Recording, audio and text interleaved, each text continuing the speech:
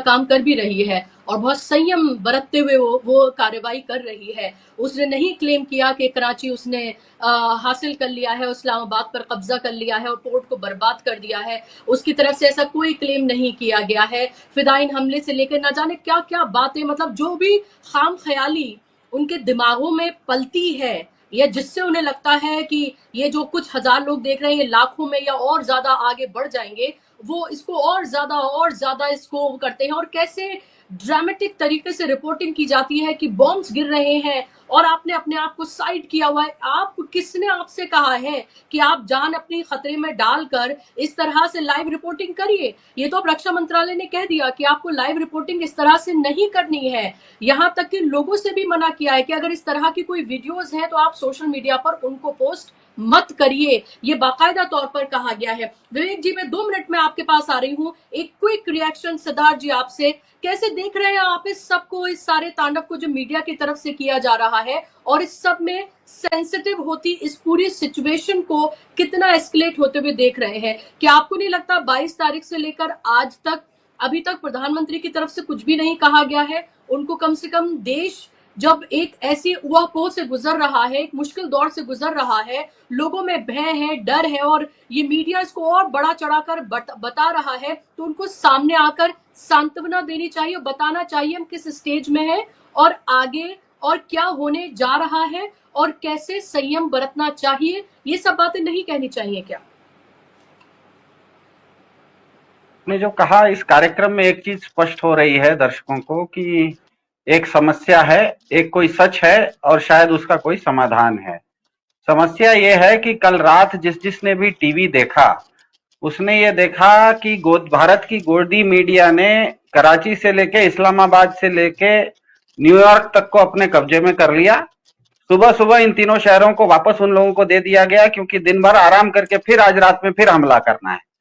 तो हुआ यह कि कल एक रात में पूरी गोदी मीडिया ने खुद की बची हुई साख को, खुद की बची खुची जो भी विश्वसनीयता थी उसको खुद ही ध्वस्त कर लिया। तो ये तो हो गई समस्या। समस्या ये हो गई। अब मैं बताता हूं कि सच क्या है। सच क्या है? सच ये है कि भारत में एक रक्षा मंत्रालय है। भारत में कोई आक्रमण मंत्रालय नाम की चीज नहीं है। थल सेना की कर्नल सोफिया कुरैशी ने भी 2 बार दुनिया के सामने आकर यही कहा कि भारतीय सेना की कार्रवाई विशुद्ध आतंकवाद के विरुद्ध थी। ये 2 बार उन्होंने कह दिया। तो जो भारतीय सेना खुद इसे युद्ध नहीं घोषित कर रही है, उसे मीडिया भारत की ओर से हमला कैसे कह रहा है, ये तो समझ के परे है। तो सबसे पहली बात यह है।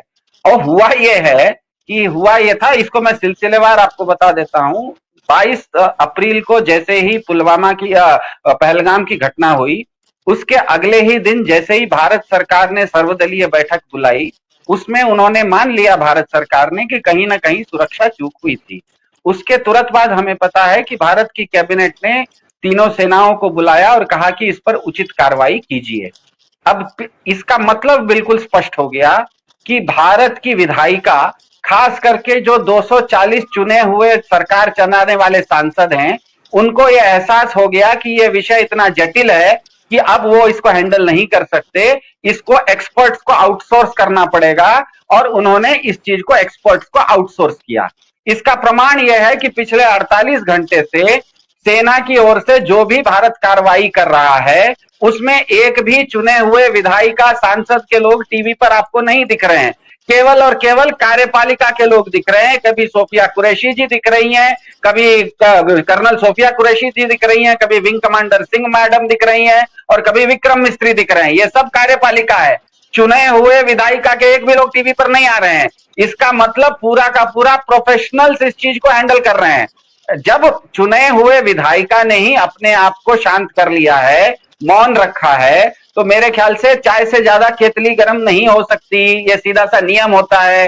तो गोदी मीडिया कल जो भी कर रहा था वो अपने आप में एक, क्या कहते हैं, वो बचकानी हरकत थी। इसीलिए आज जो एडवाइजरी निकली है जो मीडिया के लिए, आश्चर्य यह है कि ये एडवाइजरी मिनिस्ट्री ऑफ डिफेंस ने निकाली है, जबकि भारत में सभी media ministry of information and broadcasting के अंदर आते हैं। लेकिन ये निकाला है मिनिस्ट्री ऑफ डिफेंस ने। इसका मतलब यह है कि सेना के लोग भी समझ गए हैं कि कहीं ऐसा हो गया है कि ये उस तरह वाला बंदर अपने मदारी की ही बात नहीं मान रहा है, मदारी पर ही उस तरह चला रहा है। इसीलिए सेना बीच में फिर से आई है और कही है कि आप होशियार रहिए, ये आपको वार्निंग है। और खास करके आप अगर वो मिनिस्ट्री ऑफ डिफेंस का एडवाइजरी देखिए तो वो निकला ही, उसमें स्पष्ट शब्द लिखा हुआ है, एंटी टेरर ऑपरेशन हम लोग चला रहे हैं, उसकी लाइव सूचना आप मत दीजिए। फिर से वहां पर मिनिस्ट्री ऑफ डिफेंस ने एंटी टेरर ऑपरेशन इसको कहा है। दूसरा, वो जो उन्होंने रूल्स कोट किया है कि केबल टेलीविजन रूल्स के अंतर्गत ये एडवाइजरी निकाल रहे हैं, इसका मतलब ये बिल्कुल स्पष्ट है कि ये गोदी मीडिया जो टीवी चैनलों पर, केबल टीवी पर आ रहा है ना, उनके लिए लागू है। क्योंकि मेरे ख्याल से कल रात में इनकी जो भी हरकतें थी उससे इस देश में भी पैनिक हुआ है, सबको पता है, देश में भी पैनिक हुआ। और युद्ध की स्थिति का पहला नियम यह होता है, कहीं पर भी जब युद्ध होता है तो कोई सेना जो प्रोफेशनल होती है वो जो कार्रवाई करती है उसकी भी पूरी जानकारी देती है, और उसको अगर कोई हानि पहुंची उसकी भी पूरी जानकारी देती है। जैसे कि क्रिकेट में कोई बॉलर भले बॉल छुपा के बॉल कर रहा हो, लेकिन बॉल पर विकेट मिल जाता है तो खुल के वो अपील करता है। तो भारतीय सेना कोई भी ऑपरेशन अगर करेगी तो भले गोपनीय रखे, लेकिन ऑपरेशन खत्म होने के बाद ये ऑपरेशन हमने किए, और कहीं पर अगर वो ऑपरेशन में सामने वाले ने हम पर कुछ जवाबी हमला किया तो उसके बारे में भी स्पष्ट रूप से बोलती है। अगर कल आप भारत के कर्नल सोफिया कुरैशी जी की बात सुनिएगा तो उन्होंने स्पष्ट कहा कि पाकिस्तान ने अवंतीपुरा से लेकर भुज तक हमारे ऊपर रॉकेट और ड्रोन के हमले किए, उसमें पाकिस्तान सेना की ओर से जो शेलिंग हुई उसमें पूंछ में हमारे 16 नागरिक भी हताहत हुए, और उसके जवाब में भारतीय सेना ने जो कार्रवाई की उसमें लाहौर का एक एयर डिफेंस सिस्टम भी निष्क्रिय कर दिया गया। तो मतलब जब सेना कोई चीज को करती है तो ऐसे मान के चलिए कि मेरे घर में कोई बुजुर्ग है, वो बीमार है, मैं उसको अस्पताल लेके गया, तो अगर डॉक्टर उनको ऑपरेशन थिएटर के अंदर ले जाता है तो ऑपरेशन थिएटर में जिस समय ऑपरेशन कर रहा होता है उसका कोई आंखों देखा हाल वो हमें नहीं बताता है। हमको बाहर बैठ के इंतजार करना पड़ता है कि डॉक्टर बाहर निकलेंगे और वो फिर बता देंगे क्या हो रहा है। डॉक्टर कोई क्रिकेट मैच नहीं है कि आंखों देखा हाल बताएगा। ये तो हो गई सच। अब तीसरी बात है, इसका समाधान क्या है। डीबी लाइव के व्यूअर्स से मेरा छोटा सा निवेदन है, 3 लोगों का नाम ले रहा हूं, आप केवल इन तीनों को फॉलो कीजिए, क्योंकि भारत सरकार भी इन्हीं तीनों को फॉलो कर रही है। इन 3 के अलावा कोई भी अधिकृत रूप से बोल नहीं रहा है।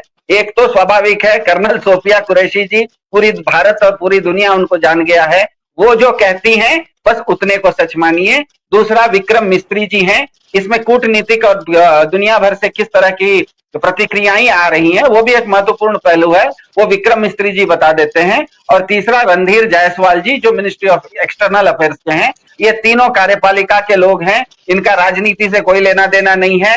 ये पूरा का पूरा ऑपरेशन, फिर से मैं कह रहा हूं, भारत सेना खुद इसको ऑपरेशन कह रही है, तो ऑपरेशन का मतलब ही होता है डॉक्टर पेशेंट को अंदर लेके गया है। आपका पेशेंट भले आपके बुजुर्ग हो, आपके घर के बड़े बुजुर्ग हो, लेकिन आपका धर्म बनता है बाहर शांति से बैठिए, डॉक्टर साहब बाहर निकलेंगे, ऑपरेशन कैसा हुआ वो पूरा बता देंगे। उनके अलावा कोई दूसरा आदमी ऑपरेशन थिएटर में क्योंकि जा नहीं सकता, इसीलिए वो कोई सूचना दे नहीं सकता। उसकी सूचना मानने का मतलब है आप खुद अपनी पैनिक बढ़ा रहे हैं। मेरे ख्याल से इस सेगमेंट में मेरी अपनी बात रख दी, आगे देश पांडे जी इसको ज्यादा अच्छे से समझा देंगे। बिल्कुल महत्वपूर्ण बातें आपने कही हैं और बहुत ही आपने एक लाइट अंदाज में उन बातों को कह दिया जो कि बहुत गंभीर बातें हैं। ये आर पार मतलब क्या चाहते हैं वो? जैसे कल रात में गोदी मीडिया ने आर पार की बात की तो आज दिन भर में स्टॉक मार्केट भी 800 पॉइंट गिर गया और रुपया का रुपये की कीमत भी गिर गई। तो हर चीज की कीमत होती है।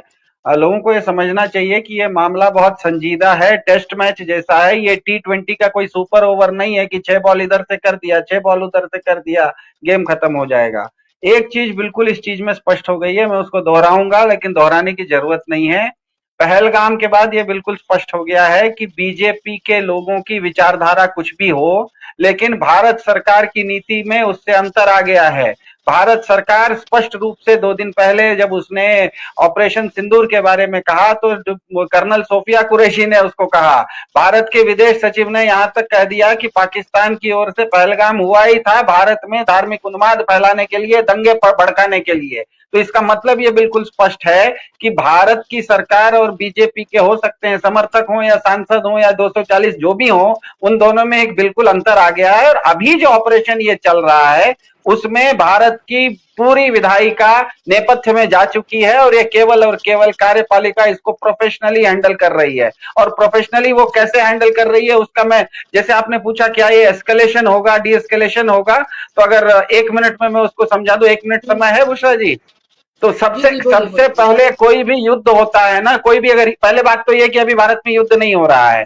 दूसरी बात यह कि कहीं भी अगर कोई युद्ध होता है तो पहले स्टेज में एक दूसरे के हवाई जहाज एक दूसरे के सीमा के बहुत अंदर आके बमबारी करके वापस चले जाते हैं। वो होता है युद्ध की शुरुआत।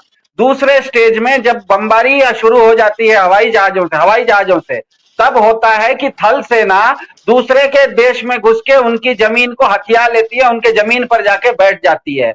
ये दूसरे स्टेज में होता है। ये जब 2 स्टेज हो जाता है तो युद्ध का अंत तब होता है जब नौसेना आती है और उनका रसद जो जाता है वो पूरे बंदरगाह को वो नेवल ब्लॉकेड कर देती है, वो बंदरगाह को बंद करवा देती है। अभी मुझे बताइए यहां पर तो अभी तक एक भी भारत का या पाकिस्तान का हवाई जहाज एक दूसरे के सीमा में ही नहीं गया है। तो यहाँ युद्ध की बात ही करना, युद्ध की बात बिल्कुल बेमानी है। और जहां तक ऑपरेशन सिंदूर था, बहुत लोग कहते हैं कि उसमें भारत ने कुछ बहुत बड़े बड़े मिसाइलों का इस्तेमाल किया था, ब्रह्मोस वगैरह का इस्तेमाल किया था। जानकारी के लिए बता दें, ब्रह्मोस न्यूक्लियर कैपेबल मिसाइल है जिसमें 800 किलोग्राम का मतलब विस्फोटक लगता है, जरूरत पड़ती है। और जो भारत ने वहां पर बम फोड़ा था इनके ऊपर, बहावलपुर में एक अंतर्राष्ट्रीय आतंकवादी है मौलाना मसूद अजहर, उसके ठिकाने पर जो बम फोड़ा था ना, उसके लिए एक 5 किलो विस्फोटक वाला एक छोटा सा कामिकाजे ड्रोन है, उसको बैंगलोर में एक छोटी सी फैक्ट्री में बना था वो, और उससे उसको फोड़ा गया था। तो भारत की अभी ये युद्ध शुरू ही नहीं हुआ है कि भारत कोई बहुत बड़े बड़े अस्त्रों का इस्तेमाल करे। मच्छर को मारने के लिए कोई मशीन गन की जरूरत नहीं होती है, मॉर्टिन काफी होता है। जी, बिल्कुल, आपने बिल्कुल सही कहा है और सबको उसी तरह से